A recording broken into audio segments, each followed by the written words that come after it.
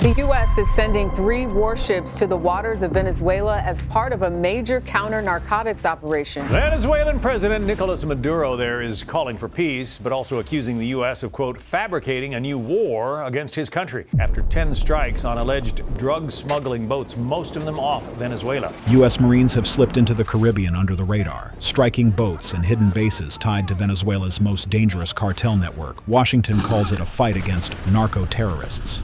Caracas calls it an invasion. Either way, the line between counter-drug patrols and open warfare is gone, and what's unfolding off Venezuela's coast could reshape the balance of power across the entire region. The U.S. military has been targeting whether those are actually drug smuggling boats. Do you have any doubts? I have 0 doubt. America's secret war off Venezuela's coast. In early September 2025, the United States confirmed that its forces had struck a small vessel leaving the Venezuelan coast. 11 people died in that attack. 2 weeks later, another operation followed. 3 more were killed. The U.S. military released short clips showing a speeding boat, a flash, and the wreckage that followed. In every statement, one phrase stood out. The people on board were described not as smugglers, but as narco-terrorists. It was a deliberate shift in language. For years, drug chases had been treated as law enforcement work. These U.S. Coast Guard crews, guns drawn, seizing a small drug smuggling vessel. Now Washington was calling them acts of war. Venezuela rejected the narco-terrorist claim immediately. Its foreign ministry accused the U.S. of staging false reports to justify a military buildup in the Caribbean. Officials in Caracas warned that American ships were preparing for an invasion. The tension was intense. These were not Coast Guard pursuits that ended in arrests and seizures. They were combat strikes carried out in international waters, and the bodies that washed ashore told their own story. By early October, the pattern was impossible to ignore. The U.S. Secretary of Defense confirmed another strike near Venezuela, with 4 more people dead. Independent counts from major news outlets suggested a rising number of attacks through the month, some in the Caribbean, others farther west in the Pacific. Then the White House made its position official. In a notice sent to Congress that same month, the administration declared that the United States was in what it called an armed conflict with transnational drug cartels. The State Department designating several of these group cartels. In plain terms, that meant the government had granted itself wartime authority to use deadly force outside U.S. territory when certain conditions were met for decades. Maritime drug patrols followed a predictable pattern: intercept, board, seize, and arrest. But now, under the rules of armed conflict, suspected cartel members could be treated as enemy combatants. Lawmakers from both parties demanded answers. Some wanted proof that each person targeted at sea had clear cartel ties. Others asked for limits on how far the new authority could go, but the notice remained in place. That shift did not appear out of nowhere. Months earlier, in February, the State Department had invoked one of its most powerful legal tools, the Foreign Terrorist Organization designation, or FTO. We simulated having a Hellfire on the wing of the aircraft, and we found a target to engage with. It placed several crime groups on that list, including Tren de Aragua, a network that started in Venezuela's prisons and spread across much of South America. The FTO label is usually reserved for global terror groups like Al-Qaeda or ISIS. Putting a street-grown criminal outfit on it was almost unheard of. But once that label is applied, U.S. law allows aggressive action against anyone who supports or funds the group in any way. By late July, the Treasury Department went further. It sanctioned a network called the Cartel de los Soles, Cartel of the Suns, accusing it of helping Tren de Aragua move narcotics and money across borders. Those designations and sanctions didn't prove every allegation, but they built a legal foundation. Together, they gave Washington a reason to argue that its sea strikes were not policing, but counterterrorism. The buildup of forces soon followed. In mid-August, the U.S. Navy sent the amphibious assault ship USS Iwo Jima into the Caribbean, carrying the 22nd Marine Expeditionary Unit. An amphibious group like that can deploy helicopters, tilt-rotor aircraft, and small boats, and put Marines ashore in minutes. In early September, the Secretary of Defense visited the ship off Puerto Rico standing before the crew. He told them plainly, "This isn't training." The statement was short, but the meaning was clear. These troops were on operational footing, ready for real missions. Late October, that posture had grown into something much larger. Major outlets reported that the Pentagon was sending the Navy's newest aircraft carrier, the USS Gerald R. Ford, along with its strike group, into the same region. A carrier group brings jets, radar, and destroyers, an entire fleet's worth of firepower. It was far beyond the scale of standard anti-drug patrols. Around the Caribbean, local leaders began asking privately whether the United States was still pursuing traffickers or preparing for something bigger. The roots of the tension went back further. In June of 2024, a U.S. Coast Guard team working with a Dutch Navy vessel had chased a suspected smuggling boat near Venezuelan waters. The pursuit ended in gunfire. The suspect boat caught fire and sank. The Coast Guard later offloaded cocaine worth tens of millions of dollars. It was one of the rare times such a violent stop made headlines. The message then was that the sea lanes off Venezuela were becoming danger zones. This year, the pattern became clearer. On February 2nd, a Dutch Caribbean Coast Guard plane spotted a suspicious boat about 30 miles north of Venezuela. The Dutch ship HNLMS Groningen, with a U.S. Coast Guard boarding team aboard, moved in and seized the vessel. 5 people were detained, and more than 6,200 pounds of cocaine were recovered. 12 days later, another boat was intercepted 18 miles north of Venezuela. The crew threw their cargo overboard and raced for home waters. The Dutch ship stayed on its side of the line, but recovered 571 pounds of cocaine from the waves. Each case was logged by the U.S. Southern Command. The numbers made it clear. The waters off Venezuela had become one of the busiest and most dangerous drug routes in the world. This is why the United States shifted to what officials called direct action. Instead of disabling a boat, they destroyed it. The U.S. Coast Guard, they released video of a dramatic bust in the Pacific off Latin America. Venezuela fought back at every turn. Officials there claimed the United States was spreading falsehoods and trying to humiliate the government. They said the sea strikes were a form of intimidation. In mid-September, Venezuelan authorities reported that a U.S. unit had intercepted and boarded a Venezuelan tuna boat in what they described as a hostile act. Whether that version of events was accurate or not, it fed the larger perception that Washington was crossing a line. Each new American strike brought an even louder protest from Caracas, and each protest deepened suspicion across the region. Back in Washington, the debate grew intense. Lawmakers asked how targets were chosen, who approved each strike, and whether innocent people could be caught in the crossfire. They also questioned how long the armed conflict claim would last, and what powers it gave the president. Supporters defended the policy, saying the cartels were a national security threat that cost American lives every day through the drug trade. The very best our nation has to offer, and I truly believe that. Both sides agreed on one thing: a single mistake could ignite a crisis no one wanted. In the fishing towns that dot the Caribbean coast, life after sunset changed almost overnight. Crews who once worked through the night started docking before dark. Skippers wrapped strips of reflective tape around their boats so patrol ships could tell them apart from smugglers. Harbor cafes shut early, and the lights on the piers dimmed one by one. Parents told their kids to stay off the beaches when the sun went down. No one wanted to be near the water when tracer fire flashed offshore. Fuel sellers began closing early to avoid questions. Even small shop owners started keeping track of who bought extra gas cans or marine batteries. In island marinas, the same quiet fear spread. Captains logged their positions before dusk and called them in every few hours. Divers canceled night dives. Fishermen who couldn't afford to stop working took their wives or sons out with them, believing 2 sets of eyes might spot danger sooner than one. In the bigger ports, volunteer rescue crews slept in their trucks with engines idling, just in case a radio distress call broke the silence. None of this came from any government order. It spread person to person. Simple rules whispered over docks and passed through the market. But now, every wave that broke after sunset carried a small edge of fear. The danger is easy to picture. Imagine a go-fast boat racing through dark water. On radar, it's a flicker moving toward the Venezuelan coast. A Navy ship tracks it from miles away. In the past, a patrol cutter might have fired warning shots, disabled the engines, and sent a boarding team. Now, the order can come faster. One guided round, one flash, and the boat disappears. And if the fight started on the water, the next questions point inland. Who supplies the boats, who funds the networks, and which parts of Venezuela keep them alive?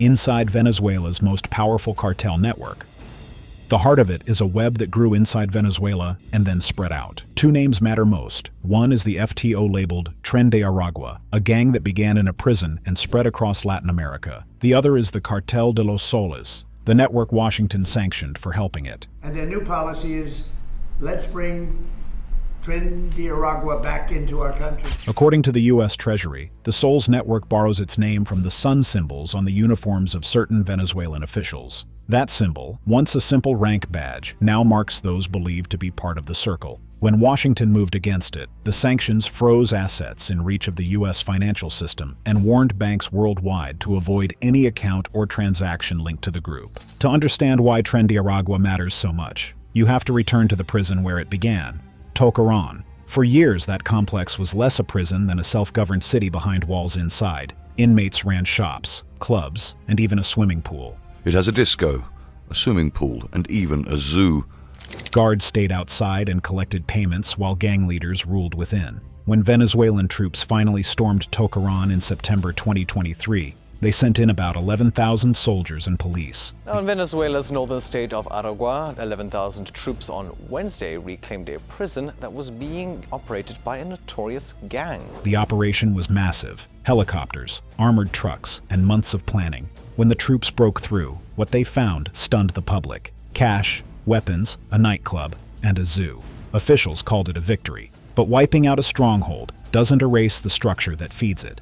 Trendy Aragua was already built to survive outside. It had lieutenants in other prisons, street operators in nearby states, and runners across the borders. After Tocaron fell, the gang simply shifted its weight cells, popped up in other towns, and along migrant routes leading into Colombia, Peru, and Chile. The raid proved how deeply rooted the group had become. Within a year, the proof was everywhere. Police from South America to the Caribbean began reporting arrests tied to Trendy Aragua, extortion, trafficking, and drug sales.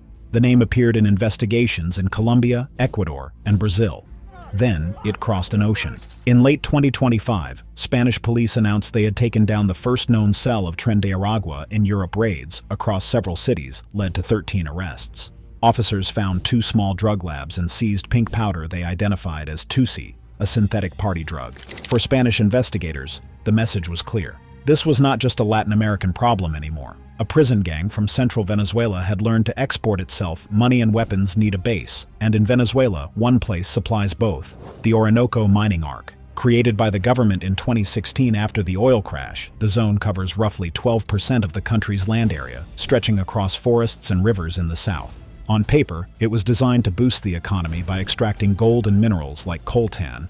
In practice, reports from human rights monitors and journalists paint a darker picture. Armed groups running mines, illegal pits gouged out of the jungle, mercury poisoning in rivers, and mass graves hidden under the trees. The same accounts describe how gangs and guerrilla splinters tax miners for access. They take a cut of the gold, sell it through middlemen. It's not the only funding source, but it's a huge one, and it sits entirely within Venezuela's borders. The money helps pay off officials, buy fuel and engines. The crews use those funds to build or repair their go-fast boats, long, narrow hulls powered by several outboard motors. At night, they skim low over the water, almost invisible on radar. Each trip can carry drugs, migrants, or both. They launch from quiet inlets on Venezuela's north and east coasts, or from river mouths near the Atlantic, racing toward nearby islands or open sea.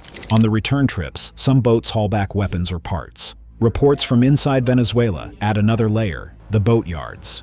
In August and September 2025, government press releases claimed the discovery of hidden workshops along rivers and coastlines. Official photos showed fuel drums, fiberglass resin, molds for hulls, and tool benches deep in mangrove channels. One site was said to be in Delta Amacuro, near waterways that reach the Atlantic. Another was found in Zulia on the country's western coast. Those locations align with what smugglers would need: open space, resin, molds, and the ability to work unseen. From those yards, the routes fan out in every direction. The first stops are often the Dutch Caribbean islands just off Venezuela, then the arc of islands that bends northeast toward the Atlantic. From there, some shipments head east across the ocean, while others go north through the Caribbean.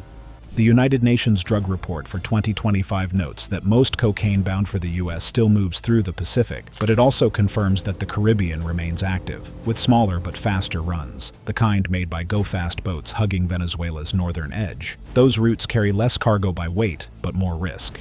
Each interception there tends to involve gunfire, and each chase happens within sight of shorelines that trace directly back to Venezuela. Yet this trade is not only about narcotics. The same corridors move people. In towns where jobs have vanished and food is scarce, the ports that once shipped goods now serve as launch pads for migration. Young men pay smugglers for a seat on boats that promise a way out. Women are coerced or trafficked along those routes, forced into work controlled by the same gangs. Families pay for passage and end up in debt bondage in other countries. The cash and guns flowing from the mining arc make that movement easier to organize, and the fear spread by Tren de Aragua keeps it in line. The Cartel de los Soles fills the final gap in that chain. According to the Treasury's July statement, the Soles network provides access to shipping channels, airport logistics, and other routes that allow cash and contraband to move with fewer checks. It was accused of collaborating not only with Tren de Aragua, but also with larger Latin American cartels that dominate global drug flows. Was as a result of a joint operation between the United States Drug Enforcement Administration. When a network like that operates inside a country, smugglers have options: multiple ports, multiple corridors, and local contacts who can adjust quickly. If one sea lane becomes too risky, they try another island. If patrols close in near a cove, they move to a river delta. Sanctions are meant to choke that adaptability. The sea war tells only half the story. When the ocean grows too dangerous and the borders too tight, the traffickers simply climb above it all, into a sky filled with silent flights and runways no map dares to show. The secret runways feeding Venezuela's narco trade. South of Venezuela, across a deep green belt of jungle, small planes lift off from dirt runways that do not appear on any map. Pilots call it the air bridge. It crosses the Guiana Shield, a vast stretch of ancient rock and forest that runs through southern Venezuela into Guyana, Suriname, French Guiana, and the northern edge of Brazil. The planes are small, light, and fast enough to vanish before anyone knows they were there. Each flight lasts only a few minutes, but in that time, people, gold, cash, and cocaine cross borders with little chance of being stopped. The runways are built where no one expects them. Plan to accommodate small aircraft, bringing several kilos of cocaine. Cleared patches of forest, often beside rivers and far from any official checkpoint. At night, these places come alive. When a flight is due, traffic stops, roads empty, and every phone in the area goes silent. Locals place lanterns or flashlights to mark a landing line. Moments later, an engine hum grows into a roar as the plane drops through the treetops and touches down. A few men rush in to load or unload cargo. Within 10 minutes, the aircraft is airborne again, and the jungle swallows the noise. A few minutes later, everything looks normal, as if nothing happened. In southern Venezuela, most of these makeshift airstrips lie close to illegal gold and coltan mines. They act as the supply lines for a trade that feeds both the mines and the markets beyond them. Planes bring in fuel, food, and spare parts, then leave with metal, cash, and workers. Journalists who have followed the trade found dozens of such sites scattered across the interior. One case revealed just how large this underground system has become. In the far northwest of Guyana, near the Venezuelan border, officers acting on a tip hiked through miles of dense forest until they came upon an illegal runway. Near it, they found hand-dug pits filled with rectangular packages. When they counted and weighed the contents, it came to roughly 4.4 tons of cocaine, close to 9,700 pounds. Buried under layers of leaves and branches, Guyana's drug agency said the cache was only a half-hour's walk from the airstrip. 4.4 tons of cocaine, which was destined for Europe, was dug up from a number of pits near an illegal airstrip. The blocks were stacked neatly in trenches, ready for pickup. The entire load was burned on site, and officials later said the operation had been supported by the U.S. Drug Enforcement Administration. Across the border in Brazil, the response has turned increasingly military. In February 2025, a Brazilian Air Force jet intercepted a small plane that had crossed in from Venezuela. The pilot refused to land, so the fighter opened fire. The drug plane crashed near Manaus, killing 2 people. Investigators found narcotics among the wreckage. Local outlets reported that the border region has seen a rise in these illegal flights, many linked to both drug trafficking and illegal mining. That same frontier is also known as part of Tren de Aragua's territory, a space where the Venezuelan-born gang profits from the mines, the smuggling routes, and the rings that operate along them. The gang taxes the flights, taking a share from the places and people that keep the flights running. Venezuelan authorities insist they are fighting the same threat. State media regularly show videos of soldiers blowing up clandestine runways and confiscating drums of jet fuel. In one operation on the Caribbean side of the country, officials said they found about 14,000 liters of fuel, roughly 3,600 gallons, hidden near a forest runway. That much fuel could keep several planes in the air for weeks. The air bridge does not end in the forest. It stretches across the sea. In late 2025, leaked emails reviewed by investigative reporters described a string of drug flights from airstrips near Maracaibo to remote fields in Belize. The emails dated the flights to 2020 and 2021, painting a picture of a quiet but regular shuttle between the two countries. Belize's government disputed the numbers, but acknowledged that such flights had landed on its soil. The landing sites, as usual, were rough clearings hacked out near plantation roads and river bends over the Guyana Shield. The same story repeats. Unmarked Cessnas and twin-engine planes fly low, following river courses to stay below radar. They hop from one strip to another, changing paint, tail numbers, and crews whenever attention grows.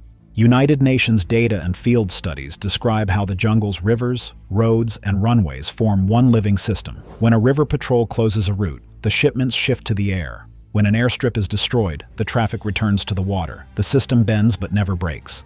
For the people who live along those routes, the danger is constant. Villages near the strips live in silence and fear. Residents say they are told to stop what they're doing when a plane is coming, and anyone who speaks about it risks their life. Community leaders who have tried to report activity have been threatened or killed. Those who remain learn quickly to look away. The physical setup is crude but efficient. A single-engine plane can operate from a runway less than half a mile long if the dirt is firm and clear. A twin-engine aircraft needs a little more space and a straight approach through the trees.